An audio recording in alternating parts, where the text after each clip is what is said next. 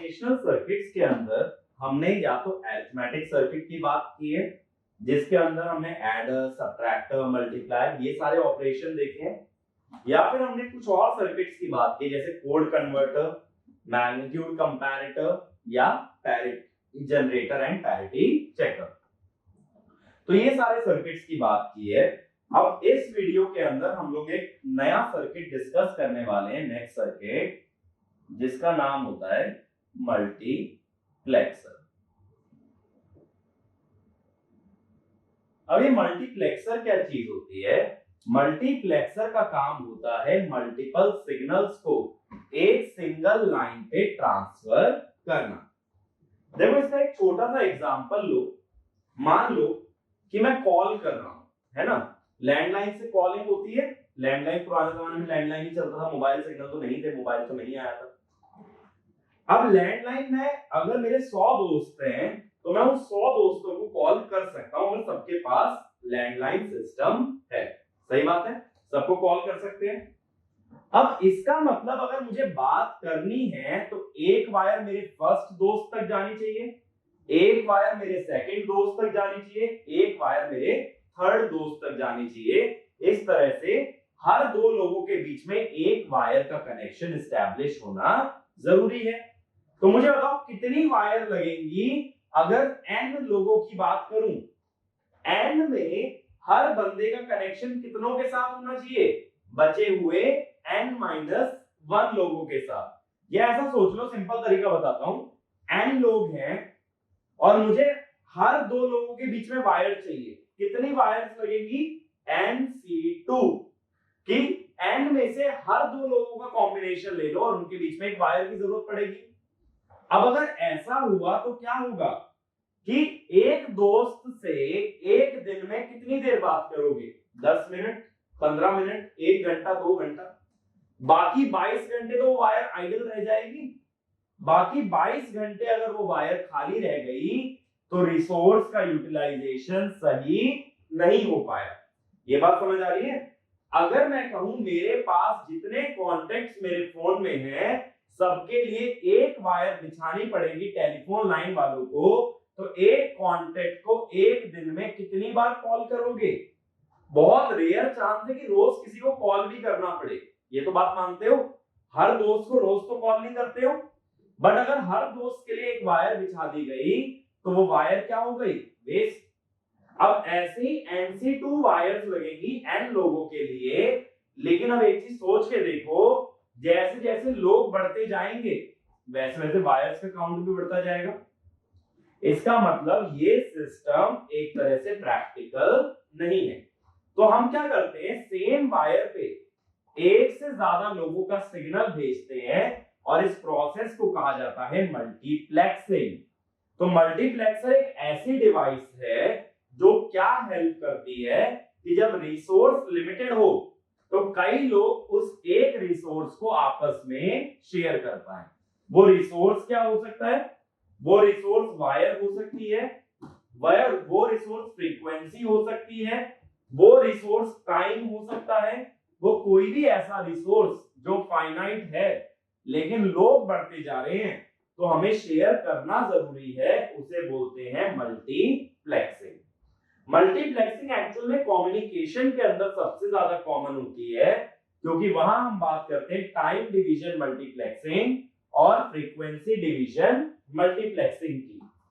अब time division multiplexing में क्या करते हैं, अगर एक स्लॉट मान लो मेरा 1 सेकंड का है तो 1 सेकंड में एक सिग्नल ना भेज के या एक सैंपल ना भेज के कई लोगों का सैंपल भेजा जाए तो एक टाइम स्लॉट को कई लोग शेयर कर रहे हैं, इसे बोलते हैं टाइम डिवीजन मल्टीप्लेक्सिंग।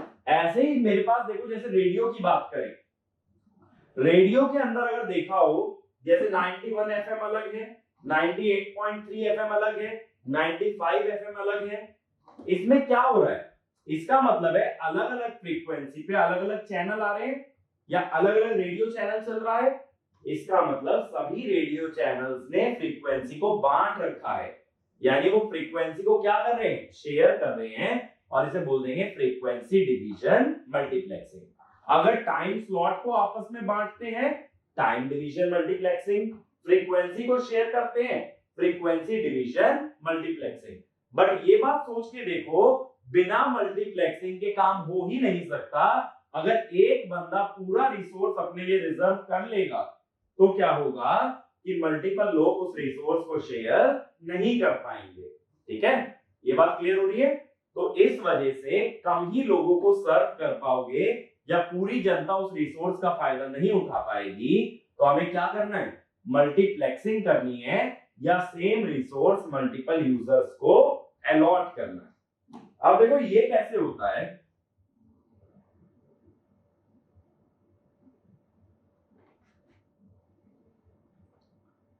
मल्टीप्लेक्सर को हम देखो ऐसे दिखाते हैं,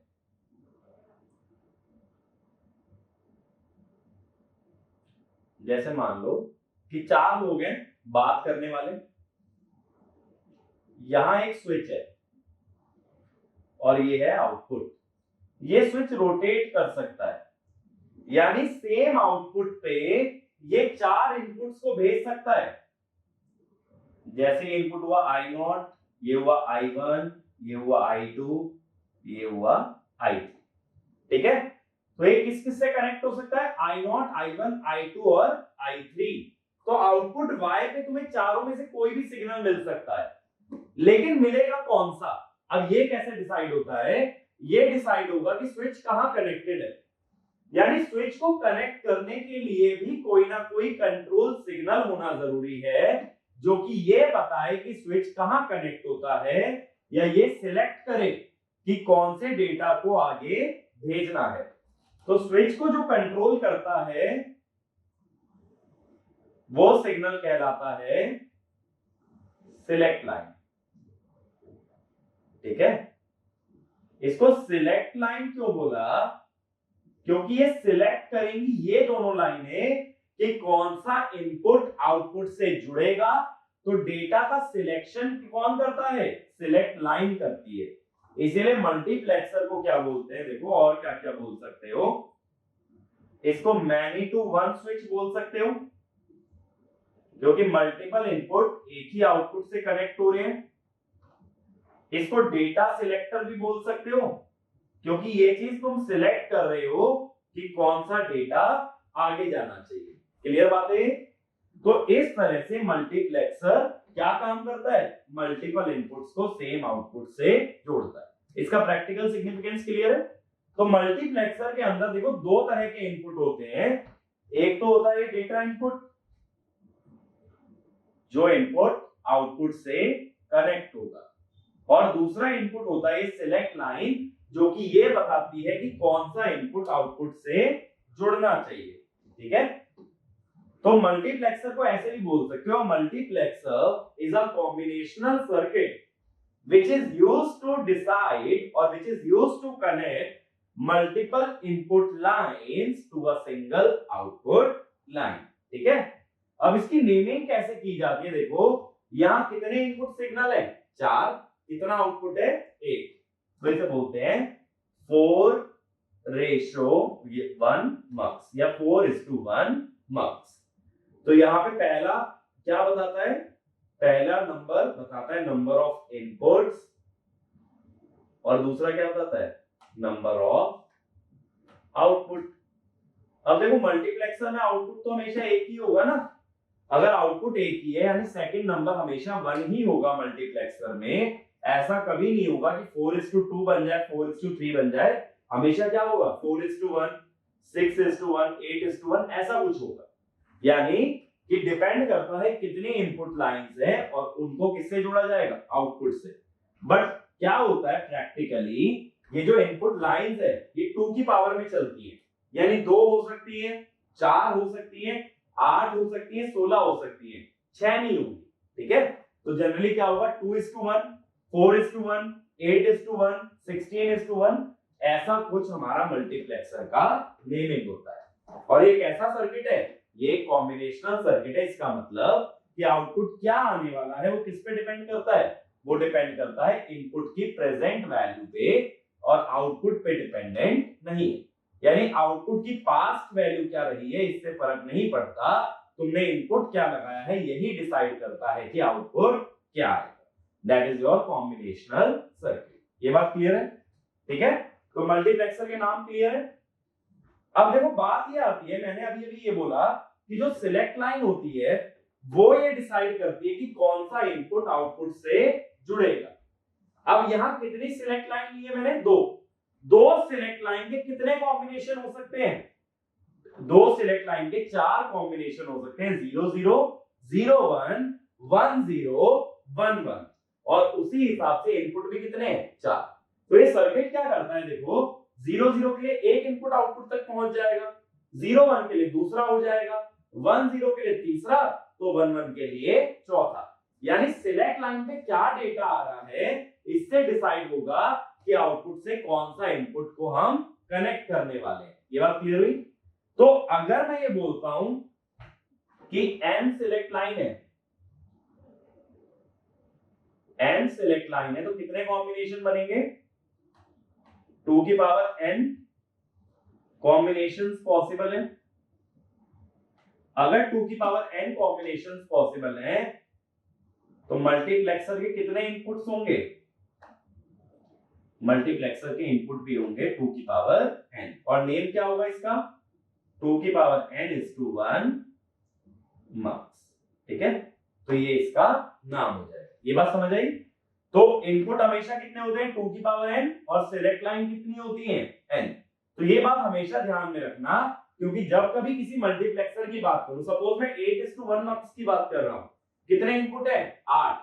8 को क्या लिख सकते हो? 2 की पावर 3, यानी कितनी सिलेक्ट लाइन यूज होंगी? 3 सिलेक्ट लाइन। 16:1, 16 को क्या लिखोगे? 2 की पावर 4, यानी कितनी सिलेक्ट लाइन यूज होंगी? 4। तो इस तरह से डिसाइड कर सकते हो मल्टीप्लेक्सर का नाम देख के कि इनपुट कितने हैं और सिलेक्ट लाइन भी कितनी है। ठीक है, तो अब बेसिक से स्टार्ट करते हैं। मैंने बोला इनपुट हमेशा 2 की पावर में चलते हैं, तो मिनिमम नंबर ऑफ इनपुट कितने हो सकते हैं? मिनिमम नंबर ऑफ इनपुट 2 हो सकते हैं। ठीक है, तो 2 इनपुट वाले मल्टीप्लेक्सर से शुरू करते हैं।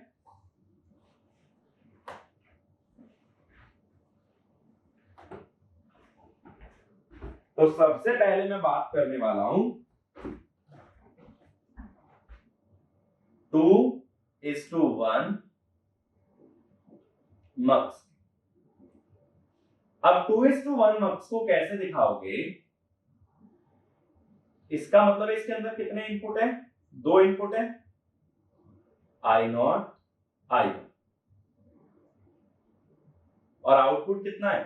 1। अब 2 इनपुट के लिए कितनी सिलेक्ट लाइन लगेगी? 2 इनपुट को ऐसे लिख सकते हो 2 की पावर 1, यानी कितनी सिलेक्ट लाइन है?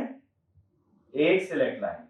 ठीक है भाई, अब 1 सिलेक्ट लाइन है, 2 इनपुट है और 1 आउटपुट है। अब बहुत बार क्या होता है, देखो मल्टीप्लेक्सर को ऐसे भी दिखाते हैं, जो इसका ज्यादा स्टैंडर्ड रिप्रेजेंटेशन है इस तरह से होता है, I0 I1 Y और S।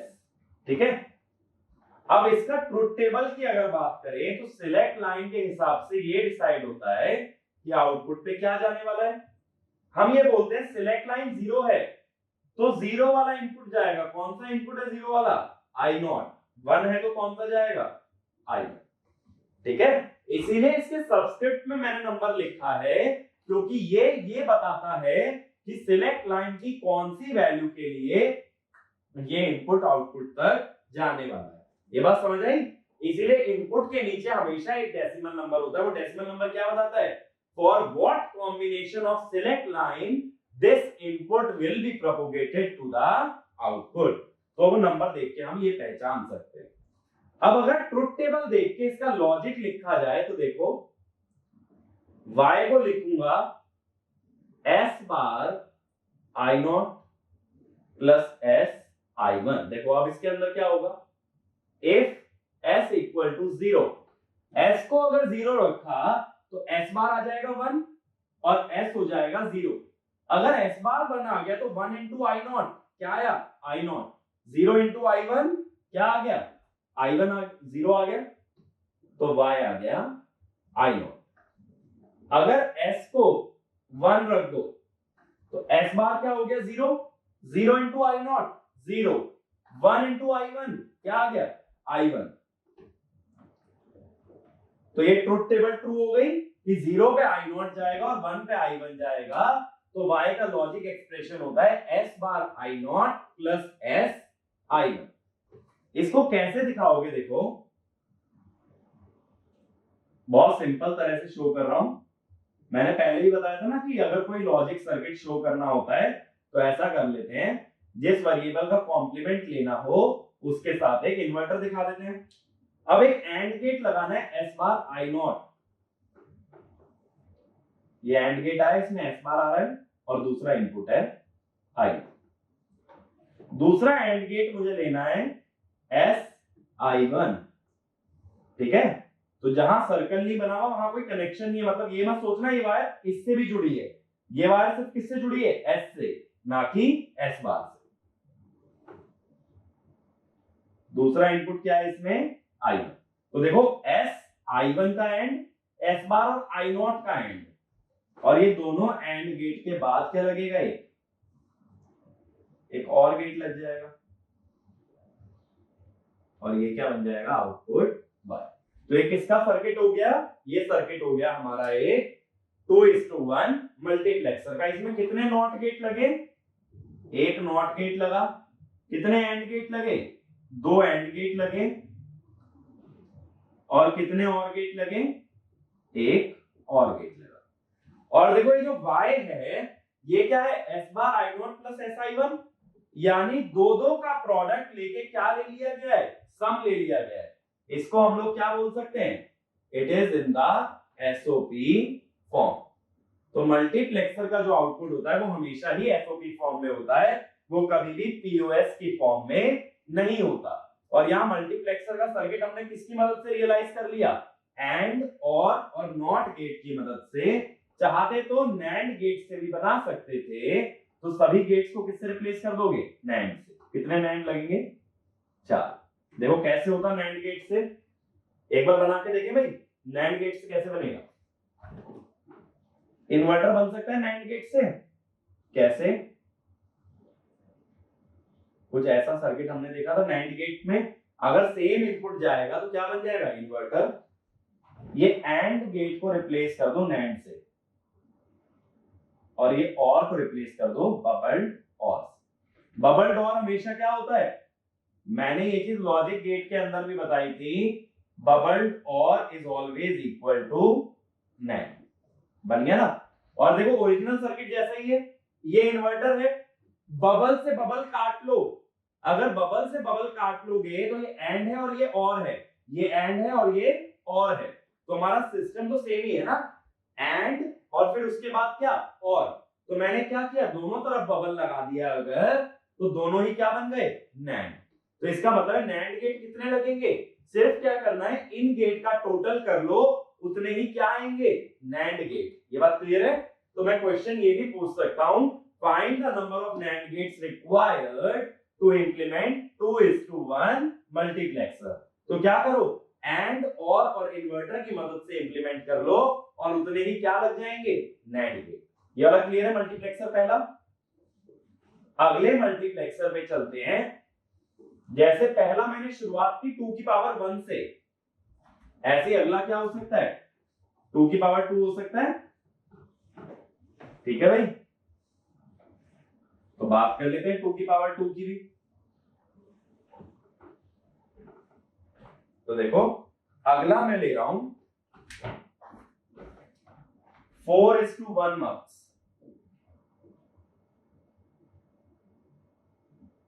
अब 4:1 को कैसे दिखाओगे, मैं स्टैंडर्ड वाला रिप्रेजेंटेशन ड्रॉ कर रहा हूं।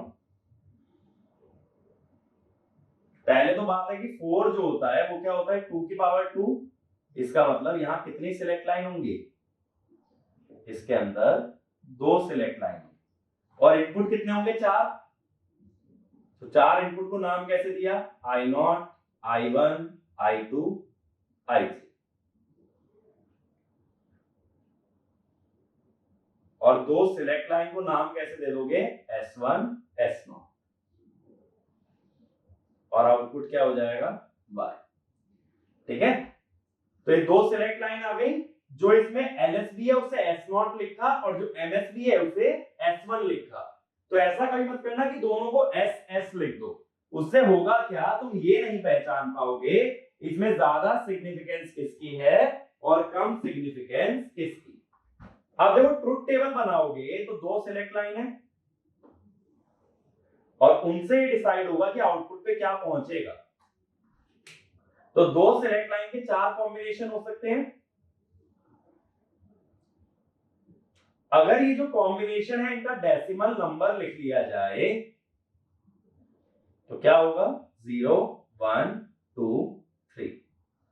तो जब डेसिमल में 0 है तो आगे जाएगा I0, डेसिमल में 1 तो I1, डेसिमल में 2 तो I2, डेसिमल में 3 तो I3। इसीलिए इनपुट के साथ नंबर लिखना बहुत जरूरी है, क्योंकि जो भी डेसिमल वैल्यू होती है सिलेक्ट लाइन के कॉम्बिनेशन की, उसके करस्पॉन्डिंग इनपुट ही हमेशा आगे जाता है। ये बात क्लियर है। अब इसका एक्सप्रेशन देखो कैसे लिखोगे। पहली मिनटर्म बताओ S1 बार S0 बार। अगर ये मिनटर्म आई तो आगे क्या जाएगा I0।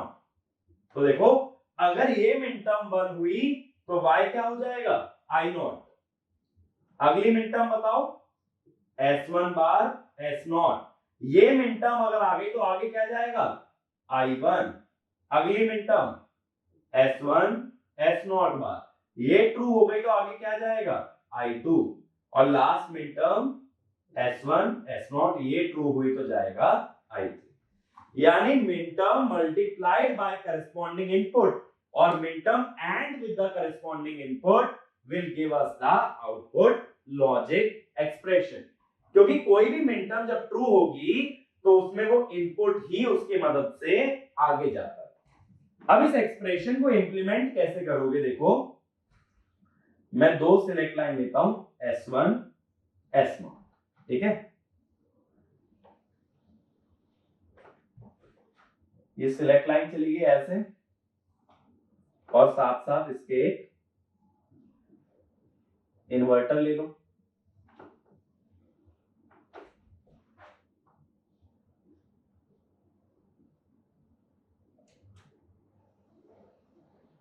ठीक है, तो S1 और S0 और दोनों का बार जनरेट कर लिया। पहली टर्म देखो S1 बार S0 बार, तो S1 का बार आया, S0 का बार आया और इधर से एक इनपुट आया I0। तीनों का क्या हो गया एंड। ठीक है, अगला है S1 बार S0। S1 का बार आया लेकिन इधर से S0 आया और इधर से तीसरा इनपुट आ गया I1।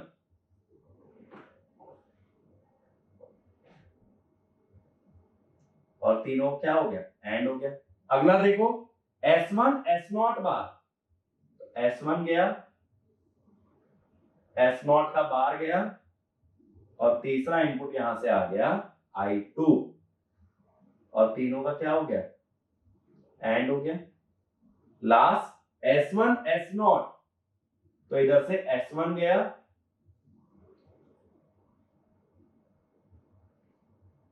इधर से S1 गया, इधर से S0 गया और इधर से तीसरा इनपुट आ गया I3 और ये तीनों पे क्या लग गया एंड। अब ये जो चारों एंड गेट का आउटपुट है ये किस में जा रहा है, और गेट में जा रहा है।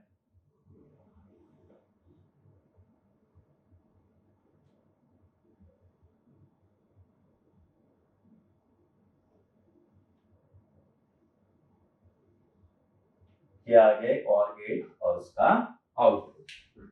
अब देखो अगर इसको एक बॉक्स में दिखाना है तो जो लाइन जहां तक यूज हो रही है उसको वहीं तक दिखा दो। तो क्या करोगे,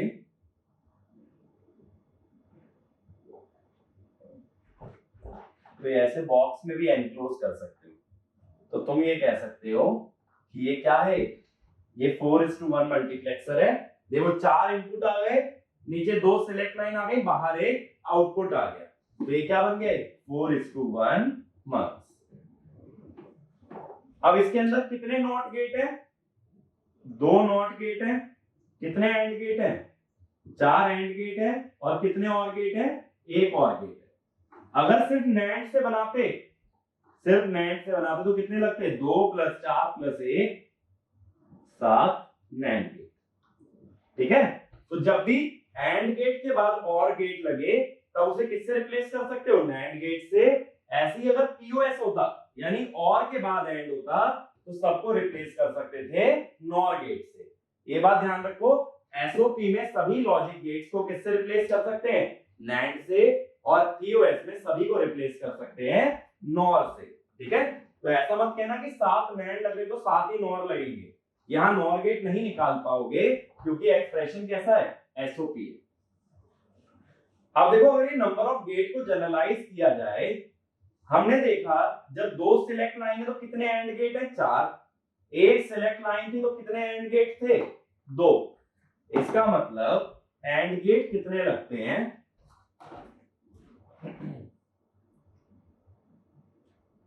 एंड गेट लगते हैं हमेशा 2 की power n। Not gate, 1 select line थी तो 1 लगा, 2 सिलेक्ट लाइन थी तो 2 लगे, क्योंकि हर सिलेक्ट लाइन के साथ क्या जुड़ेगा, एक नॉट गेट। तो नॉट गेट कितने लगेंगे अगर n सिलेक्ट लाइन है, n। लेकिन सभी टर्म्स को ऐड करने के लिए एक ही और गेट लगेगा, तो और गेट कितना रहेगा, 1। तो अगर मैं पूछूं टोटल नैंड गेट कितने होंगे, नैंड गेट सबके सम के बराबर होते हैं 2 की पावर n + n + 1। ठीक है, लेकिन अगेन ये फॉर्मूला रटने की जरूरत नहीं है, ऐसे कोई डायरेक्टली तुमसे क्वेश्चन नहीं पूछेगा कि कितने कितने गेट रिक्वायर्ड है। अगर पूछे भी तो ये ध्यान रखो, एसओपी में जितनी प्रोडक्ट टर्म बनेंगी उतने क्या लगेंगे, एंड गेट। सम करने के लिए एक और गेट, और सिलेक्ट लाइन का कॉम्प्लीमेंट लेने के लिए एक इन्वर्टर। तो ये क्या हो गया अपना 4:1 मल्टीप्लेक्सर। फंक्शनैलिटी क्लियर है ना, सिलेक्ट लाइन का कॉम्बिनेशन देख के ये बता सकते हैं कि आउटपुट तक कौन सा इनपुट सिग्नल जाने वाला। अब देखो एक एग्जांपल पूछता हूं मैं 4:1 मक्स का। मुझे ये पता करना है कि क्या लॉजिक एक्सप्रेशन मैंने यहां बनाया है। अब लॉजिक एक्सप्रेशन में क्यों पूछ रहा हूं, एक चीज समझना कि जब मैं ये बोल रहा हूं कि ये एसओपी है, अगर ये एसओपी है तो ये कोई भी एसओपी एक्सप्रेशन इंप्लीमेंट करने के भी काम में आ सकता है। ठीक है, तो देखो जरा, मैंने आई नॉट पे एक इनपुट लगाया xy + yz + z बार x, ये लॉजिक एक्सप्रेशन लगाया। इसके बाद मैंने i1 पे लगाया xy XOR yz। ठीक है, i2 पे लगाया 1 और i3 पे लगाया 0। ये मैंने इनपुट दे दिए। S1 को मैंने लिखा 1 और S0 को लिखा d। अब मैं पूछता हूं y क्या आएगा। देखो, अब S1 S0 के कितने कॉम्बिनेशन पॉसिबल हैं, 4 पॉसिबल है ना। लेकिन देखो S1 को हमने फिक्स कर दिया 1, यानी 4 में से 2 ही कॉम्बिनेशन पॉसिबल रह गए, क्योंकि S1 की वैल्यू 0 नहीं ले सकते। तो कौन कौन से 2 कॉम्बिनेशन पॉसिबल रह गए, 1 0 और 1 1। अब 1 0 पे कौन सा आउटपुट आगे जाएगा, इनपुट i2 जो कि खुद क्या है 1, और 1 1 में कौन सा जाएगा, i3 कितना है 0। तो यानी 1 0 पे आउटपुट क्या आ रहा है 1, और 1 1 पे क्या आ रहा है 0। तो y क्या हो गया, 1 0 का मिन टर्म लिखो, S1 S0 बार i2, S1 है 1, S0 बार है b बार, और i2 है 1 यानी b बार। ठीक है, तो आउटपुट क्या आ गया b बार। तो ये लॉजिक एक्सप्रेशन हम निकाल सकते हैं। लेकिन देखो अब मैंने किया क्या है, यहाँ पे मैंने एक सिलेक्ट लाइन की वैल्यू को फिक्स कर दिया 1 पे, और दूसरे को क्या रहने दिया, वेरिएबल। जब मैंने एक सिलेक्ट लाइन को फिक्स कर दिया तो 4 में से कितने कॉम्बिनेशन पॉसिबल रह गए, 2। जब 2 ही कॉम्बिनेशन पॉसिबल रह गए, इसका क्या मतलब है कि 2 ही इनपुट आगे आउटपुट पे जा सकते हैं। इसका मतलब ये हुआ ये 4:1 मक्स किसकी तरह काम करेगा, 2:1 मक्स की तरह, क्योंकि यहाँ पे कौन से इनपुट आगे जा सकते हैं, सिर्फ i2 और i3 I0 और I1 आगे नहीं जा सकते।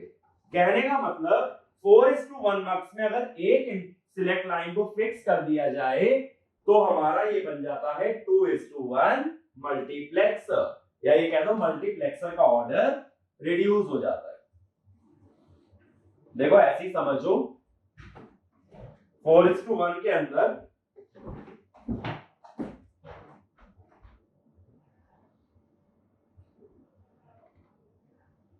मैंने क्या बोला, देखो 4 इनपुट है,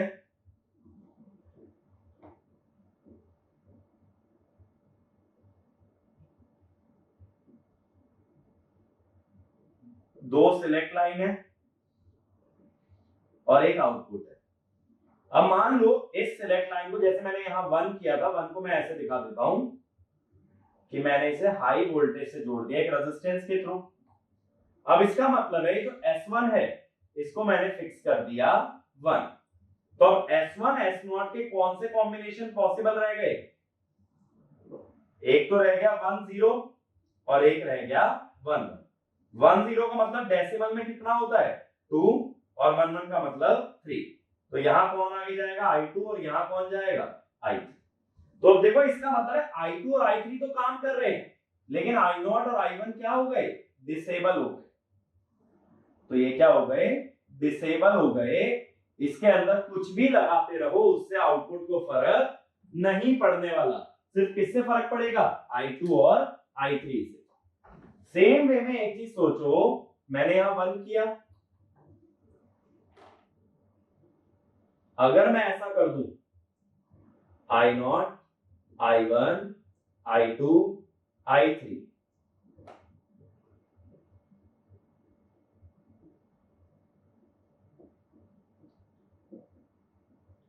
अगर मैं यहां सिलेक्ट लाइन 1 को ग्राउंड कर दूं और इसको ओपन रहने दूं, तब क्या होगा?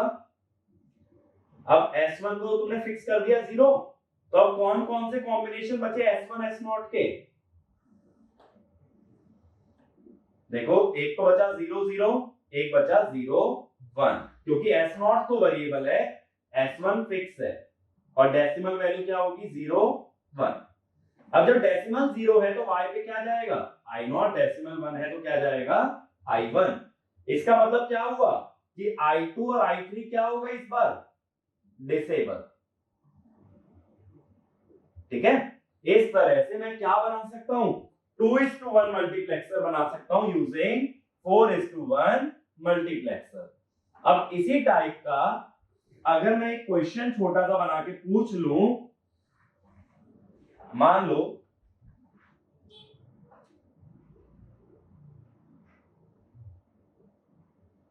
एक छोटा सा क्वेश्चन पूछता हूं कि अभी तक तो मैं S1 को फिक्स कर रहा था ना,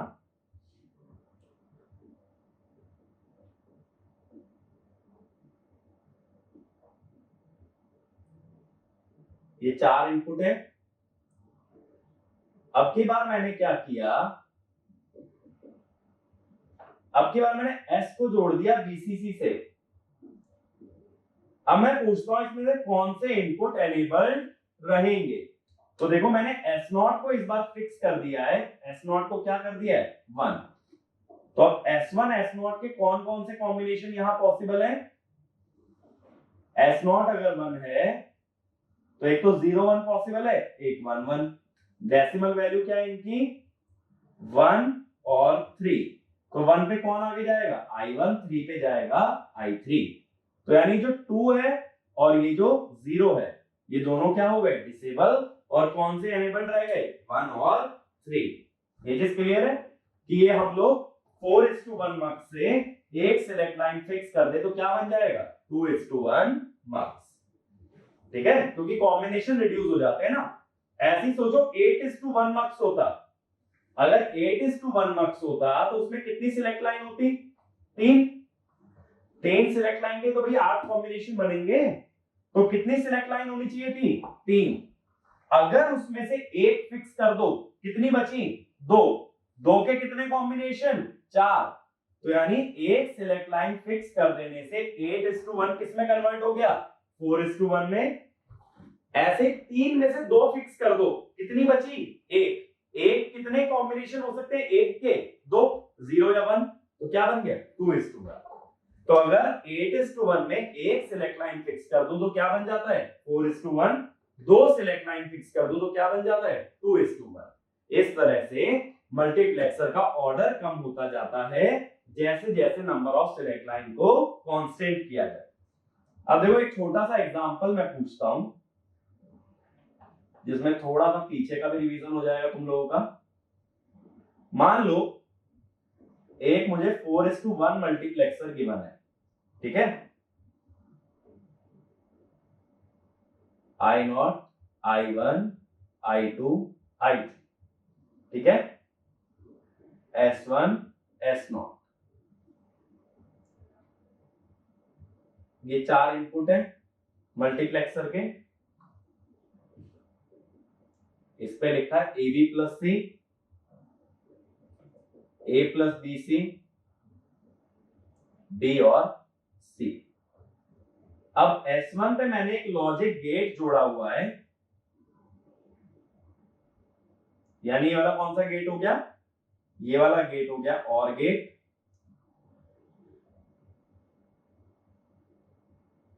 ये कौन सा हो गया?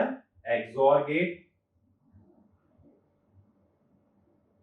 और ये वाली लाइन ओपन। अब यहां मैं बोलता हूं assume that, इसी क्वेश्चन में मैं बोलता हूं assume that the logic gates are implemented using TTL logic family. Find the output logic expression. Assume that the logic gates are implemented using TTL logic family. Find the output logic expression. अब देखो, अगर TTL है, TTL में हमेशा floating input को कैसे treat करते हो? फ्लोटिंग इनपुट को माना जाता है 1, और ऐसे ही एमिटर कपल्ड लॉजिक ECL में क्या मानते हैं? 0। अगर इसको 1 मान लिया, ये फ्लोटिंग है ना, फ्लोटिंग को अगर 1 मान लिया तो OR गेट का एक इनपुट क्या हो गया? 1 हो गया। OR गेट का अगर एक इनपुट 1 हो गया तो इसका आउटपुट भी क्या हो गया? 1। अब इसका मतलब है S1 को फिक्स कर दिया गया है 1 पे, तो S1, S0, Y क्या क्या कॉम्बिनेशन पॉसिबल है? 1 0 1 1, 1 0 का डेसिमल वैल्यू 2, 1 1 का 3, तो यहां क्या जाएगा? I2, यहां क्या जाएगा? I3। तो अब Y को कैसे लिखोगे? देखो सेकंड वाली मिन टर्म S1 S0 बार I2, थर्ड वाली min term S1 S0 I3। अब S1 तो 1 है, S0 पे क्या लिखा है? A, तो A बार, I2 कितना है? B, और A और I3 कितना है? C, तो A bar B plus AC। तो ये क्या आ गया? आउटपुट का लॉजिक एक्सप्रेशन। ठीक है, तो ये चीज क्लियर है? तो इस टाइप का क्वेश्चन मैं फ्रेम कर सकता हूं जहां मैं सिलेक्ट लाइन को फिक्स कर दूंगा और फिर मैं आउटपुट का लॉजिक एक्सप्रेशन निकलवा दूंगा। तो कुछ भी नहीं करना, मल्टीप्लेक्सर का लॉजिक एक्सप्रेशन तुम्हें क्लियर है? Min term multiplied by corresponding input, और इन सभी का क्या कर लेते हैं? सम। तो जो भी इनपुट लगे हैं उसके अकॉर्डिंग क्या निकल जाता है? Logic expression. अलग से कोई मेहनत नहीं करनी पड़ती। अब तीसरे मल्टीप्लेक्सर पे चलते हैं, 8:1 मक्स। अब 8:1 मक्स में क्या होगा? 8 को लिखोगे 2 की पावर 3, जिसका मतलब इसके अंदर होंगी 3 सिलेक्ट लाइन। ठीक है, तो अब इसको कैसे दिखाओगे?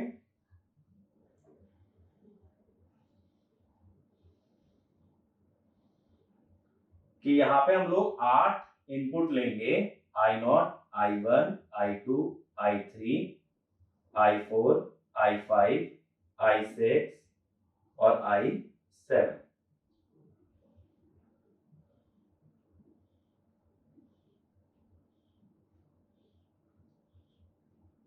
और यहां 3 सिलेक्ट लाइन होंगी, S2, S1, S0। और यहाँ आउटपुट होगा y बाहर की तरफ। ठीक है, यही बनेगा। अब 3 सिलेक्ट लाइन है, कितने कॉम्बिनेशन दिखाओगे? तो ट्रुथ टेबल में एक तो देखो डेसिमल वैल्यू, फिर 3 सिलेक्ट लाइन दिखाएंगे S2, S1, S0 और फिर दिखाएंगे आउटपुट y। 3 सिलेक्ट लाइन के 8 कॉम्बिनेशन, क्या क्या? 0 0 0 0 0 1 0 1 0 0 1 1 1 0 0 1 0 1 1 1 0 और 1 1 1। डेसिमल वैल्यू क्या हो गई? 0 1 2 3 4 5 6 7। तो आउटपुट क्या क्या मिलेगा? डेसिमल के corresponding input I0, I1, I2, I3, I4, I5, I6, I7। अब मैंने बताया आउटपुट का लॉजिक एक्सप्रेशन कैसे लिखना है कि आउटपुट में क्या देखो कि मिन टर्म कौन सी आ रही है, उसको किससे मल्टीप्लाई कर दो? उसको मल्टीप्लाई कर दो करस्पॉन्डिंग इनपुट से। तो y होगा, पहली मिन टर्म क्या है? S2 बार, S1 बार, S0 बार, I0। अगली मिन टर्म जीरो वाले का बार लेते हैं हमेशा, S2 बार, S1 बार, S0, I1। तीसरी मिन टर्म S2 बार, S1, S0 बार, I2। चौथी min term S2 bar, S1, S0, I3।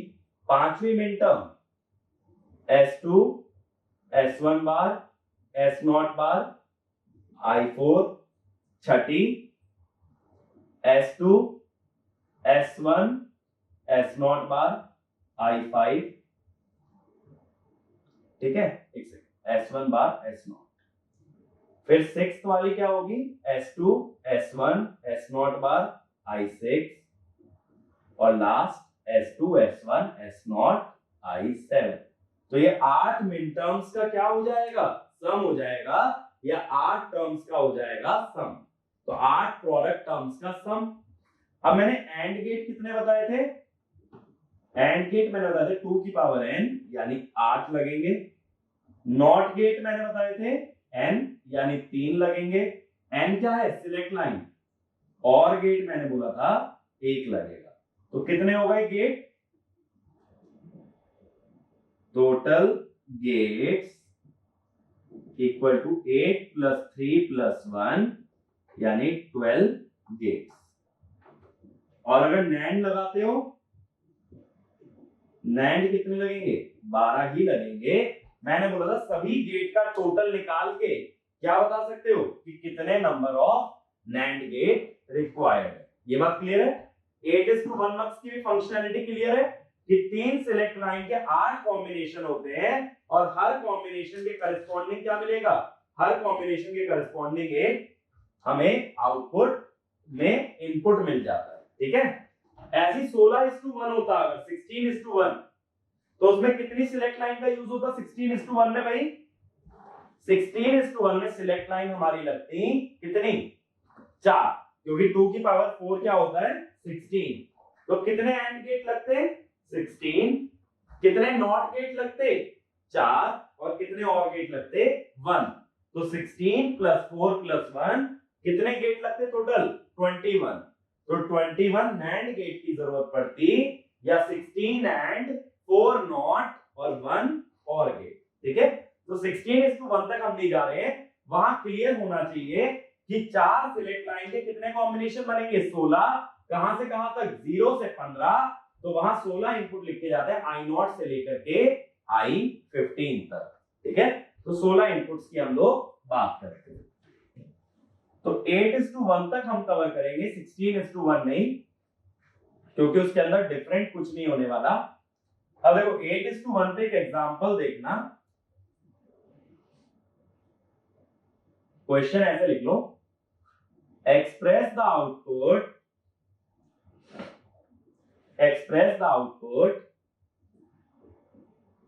as the sum of min terms. Express the output as the sum of minterms for the following circuit. For the following circuit. ठीक है, तो ये 8:1 multiplexer है, तो इसमें मैंने 8 input दिखाए हैं। ठीक है, थोड़ा सा कंजेस्टेड हो गया, i7 नीचे है, मैंने इनपुट की वैल्यू भी दे दी। अब देखो, मुझे क्या पता है आउटपुट कैसे लिखते हैं, minterm multiplied by the input.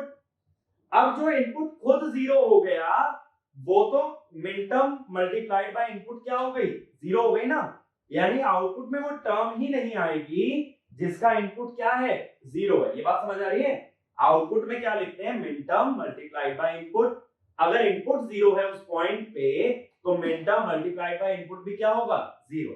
तो आउटपुट में कौन सी मिनटर्म्स आएंगी, जिनका इनपुट 1 है। तो देखो कौन कौन सी का 1 है, i1 1 है, 1 लिखो, कैसे लिखोगे, a bar b bar c into i1।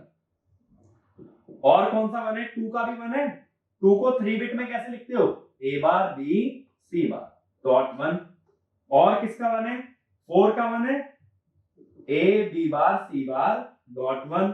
और किसका 1 है, 7 का 1 है, a b c डॉट 1। 1 की वजह से क्या हुआ, इनपुट तो हट गया, बचा क्या, मिनटर्म। कौन कौन सी मिनटर्म, मिनटर्म बची 1 2 4 7, तो इसको लिखोगे सिग्मा m 1 2 4 7।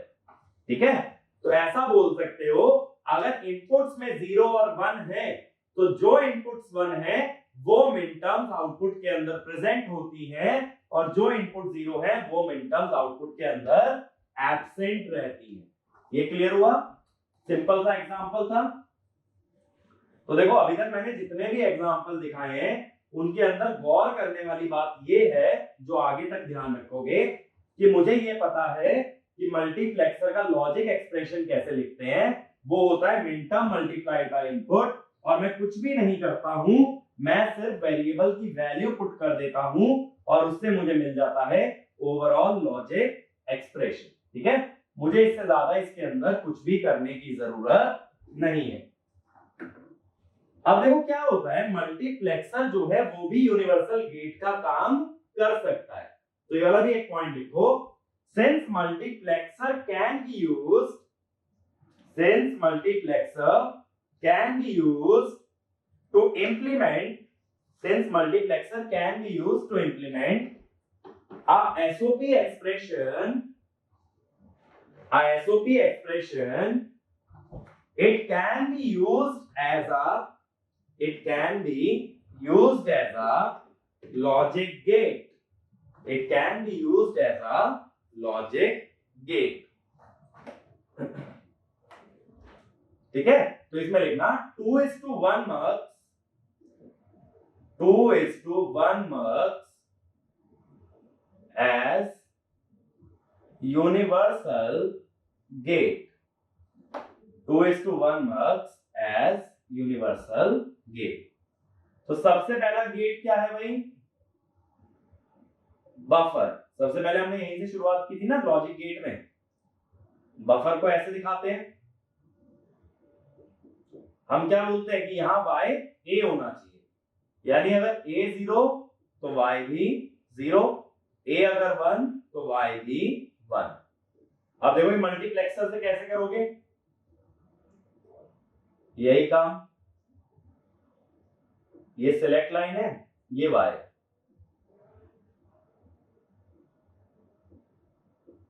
अब सिलेक्ट लाइन पे मैंने दे दिया a। अब मुझे बताओ अगर a 0 होगा या सिलेक्ट लाइन 0 होगी तो कौन सा इनपुट आगे जाएगा, i0 जाएगा। लेकिन हमने बोला जब सिलेक्ट लाइन या a 0 होता है तो आउटपुट पे क्या आना चाहिए, 0, जबकि यहां क्या देख रहा हूं, क्या जाना चाहिए, i0, तो i0 पे क्या लगा दो, 0। अब सिलेक्ट लाइन या a अगर 1 होता है तो आगे कौन जाएगा, i1। अगर आगे i1 जाएगा, यहां लिखा था a1 पे आगे 1 जाना चाहिए, तो i1 पे क्या लिख दो, 1। अब देखो अगर a 0 हुआ तो आगे क्या जाएगा, 0, ए 1 हुआ तो आगे भी क्या जाएगा 1। अब इसका अगला क्या होगा नॉट गेट। नॉट गेट में क्या होगा ए y इक्वल टू ए बार, यानी अगर a 0 होता है तो y क्या होगा 1 और a 1 होता है तो y क्या होगा 0।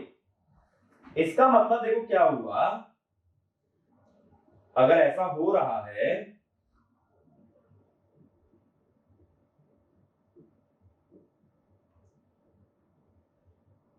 सिलेक्ट लाइन पे मैं रख देता हूं a।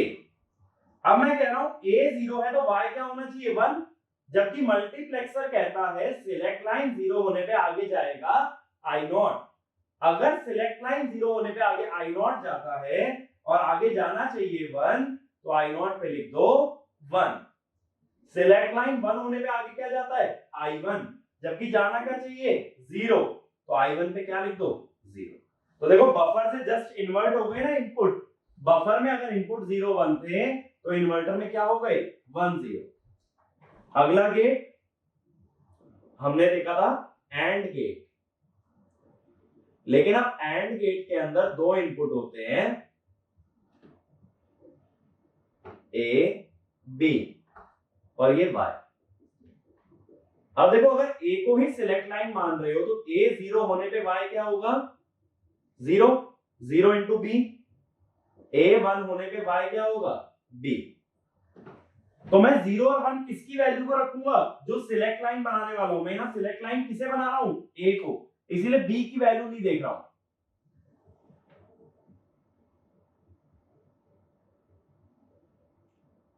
अब ये i not i1 select line, select line पे क्या डाल दो a। अब a 0 पे आउटपुट क्या चाहिए 0, जबकि आउटपुट होता क्या है i नॉट, तो क्या आ गया 0।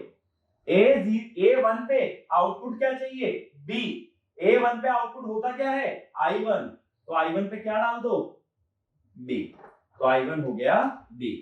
अगला गेट कौन सा पड़ा था और गेट, ठीक है ये और गेट था। तो y क्या आता है a plus B. Again a को सिलेक्ट लाइन बनाना है तो a को 0 रखो, y क्या आएगा b, और a को अगर 1 रखा तो 1 प्लस b क्या आएगा 1। अब फिर से मल्टीप्लेक्सर से अगर इसे इंप्लीमेंट करते हो तो यहां पे क्या होगा i नॉट i1 और y, और ये हो गया सिलेक्ट लाइन। यहां क्या लिखोगे a। अब a अगर 0 है तो आगे क्या जाना चाहिए b, जबकि a 0 पे क्या जाता है मल्टीप्लेक्सर में i नॉट, तो i नॉट पे क्या लिख दो b। अब जब y i नॉट से जुड़ेगा तो y किससे जुड़ गया b से। जब a 1 होगा तो आउटपुट क्या होना चाहिए 1, a 1 होगा तो आउटपुट किसके बराबर होता है i1 होना चाहिए 1, तो i1 पे लिख दिया 1। ये क्या बन गया और गेट बन गया। अगले पे आ जाओ। अगला गेट क्या लिया था, अगला गेट था भाई एंड और के बाद नैंड, ठीक है। अब नैंड में क्या था, यहां था y equal to A B का होल बार। अब देखो अगर a को 0 रखते तो 0 इंटू बी 0, 0 का बार 1, a को 1 रखते 1 इंटू बी b, b का बार b बार। तो यानी जब a 0 रखोगे तो i नॉट जाना चाहिए, जबकि यहां क्या लिखा है 1, तो i नॉट पे लिख दो 1। a 1 रखूंगा तो i1 जाना चाहिए, जबकि यहां क्या लिखा है b बार, तो यहां क्या लिख दोगे b बार। यानी यहां एक नॉट गेट यूज करने की जरूरत पड़ेगी। वो नॉट गेट अलग से भी बना सकते हो या उस नॉट गेट की जगह क्या लगा सकते हो यहाँ पे मल्टीप्लेक्सर। तो देखो अगर नॉट गेट की जगह भी मल्टीप्लेक्सर लगाओगे तो कैसा सर्किट बनेगा, यहां लिख दो b तो यहाँ पे क्या आ जाएगा बी बार, और इस आउटपुट को यहां से कनेक्ट कर दिया जाए। इसका मतलब है कितने मल्टीप्लेक्सर्स का यूज करना पड़ेगा? 2 मल्टीप्लेक्सर का। सिर्फ एक मल्टीप्लेक्सर से काम नहीं चलेगा, क्योंकि इस बार बी का यूज नहीं हो रहा, बी बार हो रहा है। और बी बार किसकी मदद से बनेगा? इन्वर्टर। और ये नीचे वाला सर्किट क्या था? एक इन्वर्टर था। अब ऐसी अगला लॉजिक गेट क्या पढ़ा था? नॉर की बात हुई थी।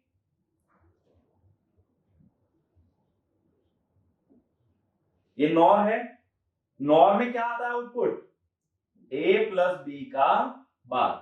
अगर a 0 हुआ तो 0 प्लस बी, बी का बार, b बार। a 1 हुआ, 1 प्लस बी, 1 का बार, 0। यानी इस बार आई नॉट पे क्या आना चाहिए? b बार, क्योंकि जब s को 0 रखोगे तो आगे क्या जाना चाहिए? b बार। और 1 पे क्या आना चाहिए? 1 पे आना चाहिए 0। इसका मतलब ये नॉट गेट को यहां ना जोड़ते हुए ऐसे जोड़ा जाए।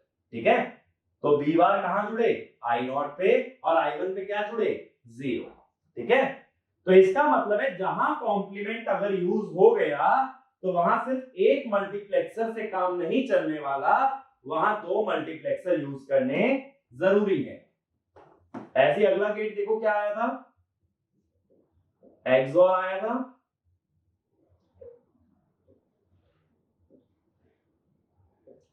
यहां क्या था? ए एक्सओर बी। अब देखो, अगर a 0 होता है, 0 के साथ एक्सओर क्या देता है? Same value. और 1 के साथ एक्सओर क्या देता है?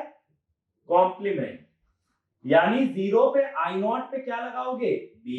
आई वन पे क्या लगाओगे? b बार। लेकिन b बार बनाने के लिए क्या यूज होगा? एक और मल्टीप्लेक्सर एडिशनली यूज करना पड़ेगा। जैसा यहां दिखाया ना सर्किट, सेम सर्किट इसके नीचे दिखाओगे कि एक मल्टीप्लेक्सर यूज करेंगे। तो चाहे तो सर्किट बना के दिखा दो। देखो, यहां पे ले लो b, यहां हो जाएगा 1 0, और ये कनेक्ट हो गया इसके आउटपुट से। ठीक है, तो यहां कितने मल्टीप्लेक्सर का यूज हुआ? 2 मल्टीप्लेक्सर का।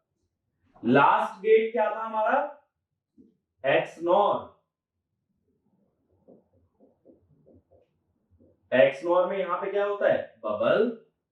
सिंबल भी चेंज हो जाता है। 0 के साथ एक्स नॉर क्या देता है? इन्वर्टर। 1 के साथ क्या देता है? बफर। तो चेंज क्या करना है कि 0 पे बी बार आना चाहिए और 1 पे आना चाहिए बी। तो 0 पे आ गया बी बार और 1 पे आ गया B.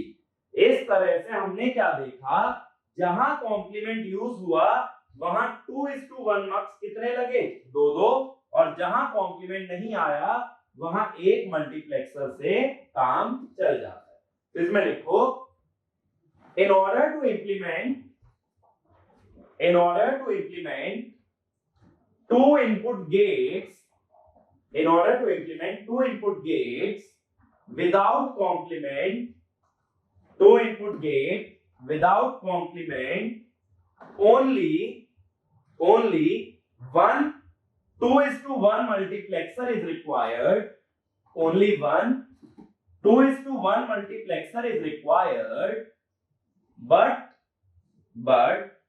to implement two input logic gate, but to implement two input logic gate with complement two 2:1 multiplexers are required. 2:1 multiplexers are required.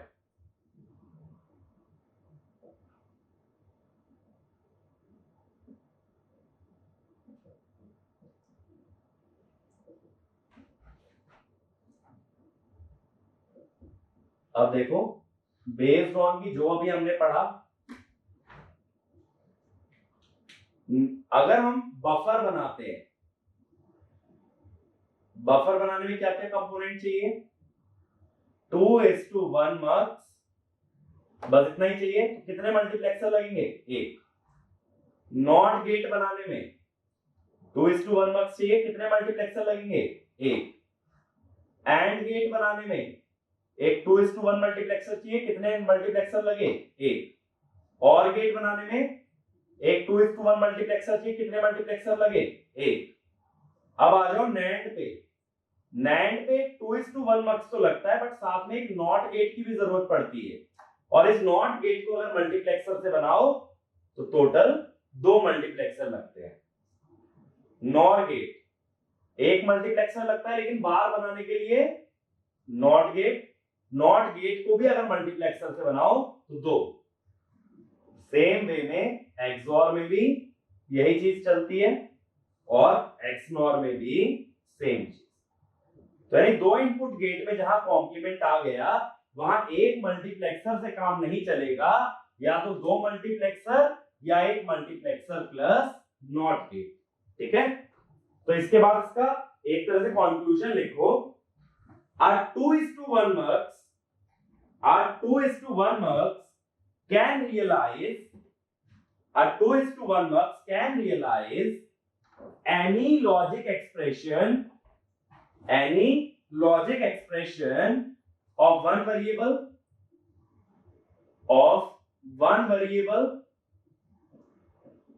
but only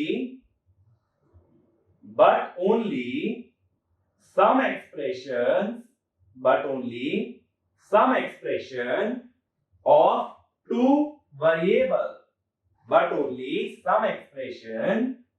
two variable, देखो ये बात समझ आ रही है? देखो एक वेरिएबल वाले तो कितने कितने मल्टीप्लेक्सर से बन गए? एक एक। दो वेरिएबल वाले 2 गेट तो बन गए एक मल्टीप्लेक्सर से, लेकिन बाकी 4 गेट में और क्या रिक्वायर्ड था? Not gate. तो आगे इसी में आगे लिखना, but if not gate is available,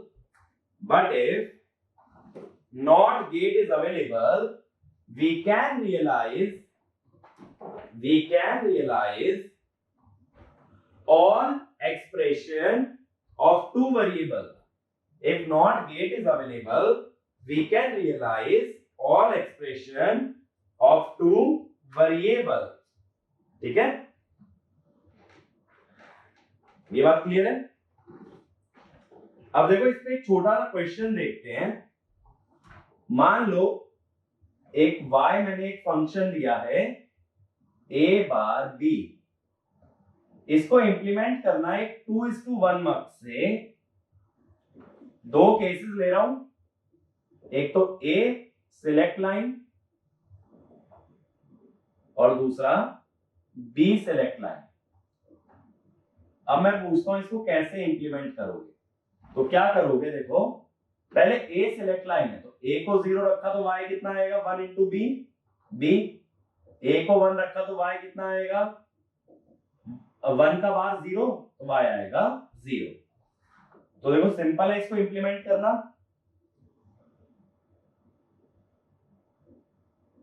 I0 I1 select line और y सिलेक्ट लाइन कौन है अभी? a। तो 0 अगर रखेंगे a को, आगे क्या जाएगा? I0, बट जाना क्या चाहिए? b। तो यहां आ गया b। 1 रखूंगा तो आगे क्या जाएगा? I1, आगे जाना क्या चाहिए? 0। तो I1 पे क्या लिख दिया? 0। कितने मल्टीप्लेक्सर लगे? एक मल्टीप्लेक्सर। दूसरे पे आ जाओ, अगर b को सिलेक्ट लाइन रखो, b अगर 0 है इस एक्सप्रेशन में, y क्या आ गया? 0। और अगर b 1 है तो y क्या आ गया? a बार। अब a बार तो बनाना पड़ेगा ना एक मल्टीप्लेक्सर से। a बार कैसे बनाओगे? देखो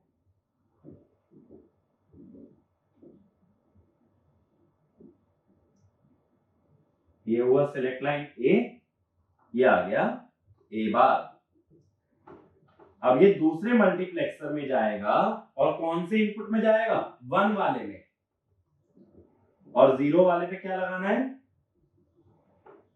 सिलेक्ट लाइन तो b हो गई। 0 वाले पे क्या लगाना है? 0 वाले पे क्या लगेगा? 0। अब कितने मल्टीप्लेक्सर लगे? 2। अगर मैं यही क्वेश्चन ऐसा पूछता, find the minimum number of 2:1 multiplexer required to implement y equal to a bar b, minimum number कितना होगा? तब उस केस में दोनों पॉसिबिलिटी चेक करनी पड़ती और आंसर आता 1, क्योंकि इस कॉन्फ़िगरेशन में एक ही मल्टीप्लेक्सर लगता है, लेकिन इसके अंदर कितने लगते हैं? 2। तो जब कभी ऐसा पूछा जाए मिनिमम नंबर ऑफ मल्टीप्लेक्सर की बात आए, तो हमेशा क्या काउंट करोगे? हमेशा सारी पॉसिबिलिटी चेक करके फिर बताओगे कि मिनिमम नंबर ऑफ मल्टीप्लेक्सर कितने लगते हैं। ठीक है, ये बात क्लियर हुई? ऐसे मान लो हाफ एडर इंप्लीमेंट करना होता। अब हाफ एडर कैसे बनता है? हाफ एडर बनता है एक XOR गेट से और एक AND गेट से। तो हाफ एडर अगर 2:1 मक से बनाते हो,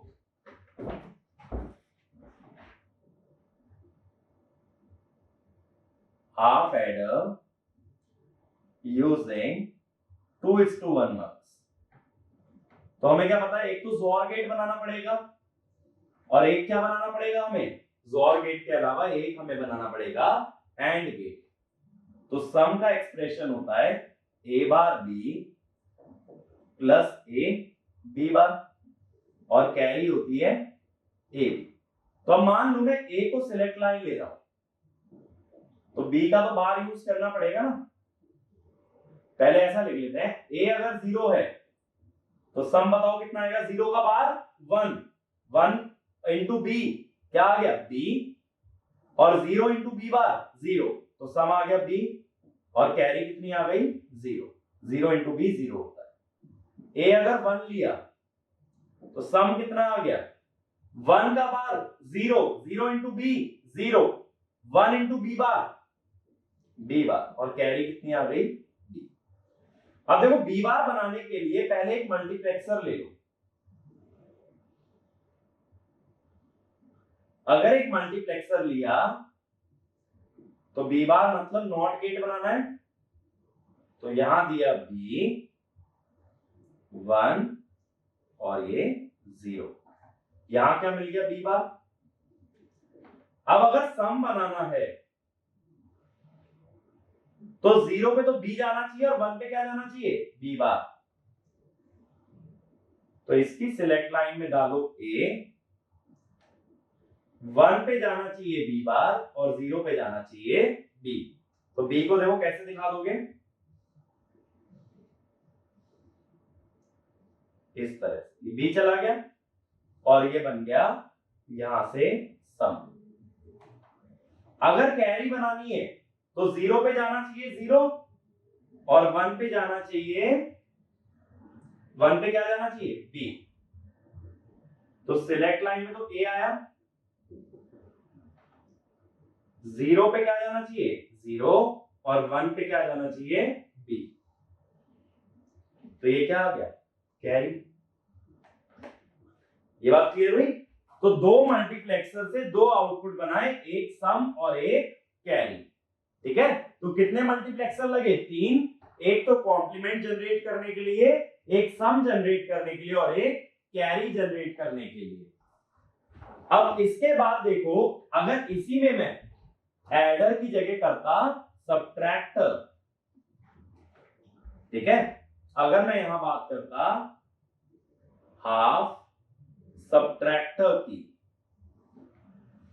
सम तो सेम रहता सम की जगह, लेकिन नाम क्या हो जाता इस बार? डिफरेंस। मैंने बताया था कैरी से बोरो कैसे बनता है? कैरी से बोरो बनता है मिन्यूएंड का बार लेके। हम जब a माइनस b कर रहे हैं तो मिन्यूएंड क्या है? b है, सॉरी a है, तो a का क्या ले लोगे? बार। ठीक है, तो डिफरेंस सेम रहता है सम की तरह, बट बोरो बदल जाता है a बार b। तो ये तो सेम आएगा, सम की जगह क्या हो जाएगा? डिफरेंस। बट a अगर 0 है, अब देखो अगर a 0 है तो 0 का बार 1, तो बोरो कितना आया? b। a 1 है, 1 का बार 0, 0 इंटू b 0। तो सम वाला जो आएगा वो क्या हो गया? डिफरेंस हो गया। लेकिन अब बोरो पे आ जाओ, 0 पे बोरो क्या आनी चाहिए? बी, तो 0 पे क्या आएगा बी, और 1 पे क्या आनी चाहिए बोरो 0, तो यहां क्या आ गया, यहां आ गया बोरो।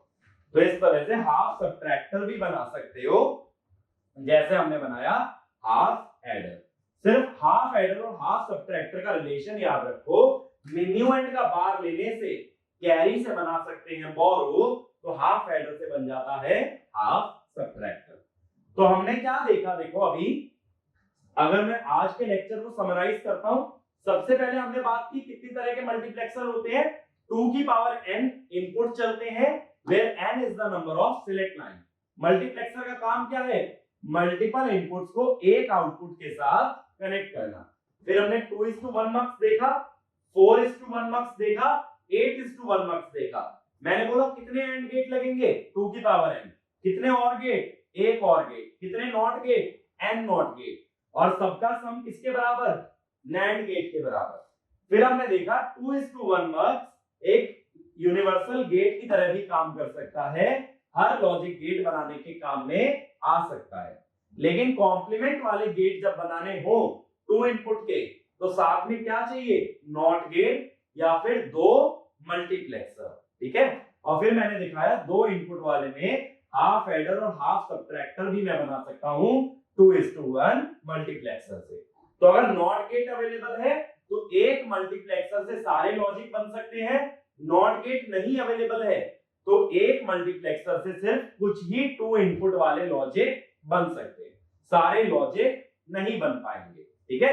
जैसे देखो यहां डिफरेंस बनाना होता, अगर बी बार मेरे पास होता तो मैं ये वाला मल्टीप्लेक्सर यूज नहीं करता। कितने मल्टीप्लेक्सर लगते, एक, यानी कोई भी लॉजिक एक्सप्रेशन बन सकता है बट उसके अंदर अगर कॉम्प्लीमेंट अवेलेबल है, और अगर कॉम्प्लीमेंट अवेलेबल नहीं है तो एक मल्टीप्लेक्सर नहीं 2 2:1 मल्टीप्लेक्सर यूज होंगे, ठीक है। तो इस लेक्चर में इतना ही काफी है।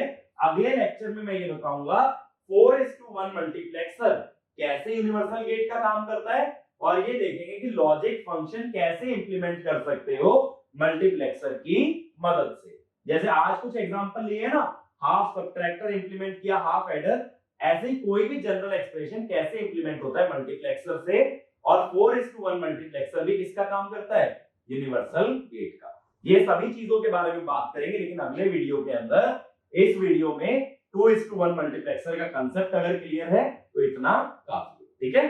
तो इस कंसेप्ट को एक बार रिवाइज कर लेना, इसमें ज्यादा प्रॉब्लम्स लगाने की जरूरत नहीं है। प्रॉब्लम्स एक बार मल्टीप्लेक्सर हमारा खत्म होता है तब प्रैक्टिस करना, but in the mean time अगले लेक्चर पे बढ़ने से पहले जो कॉन्सेप्ट इस लेक्चर में कवर हुए उनको एक बार थोड़ा सा स्ट्रॉन्ग कर लो, तब 4:1 मार्क्स बहुत इजी लगेगा, ठीक है। तो 4:1 के बारे में बात करेंगे नेक्स्ट वीडियो में। Thank you.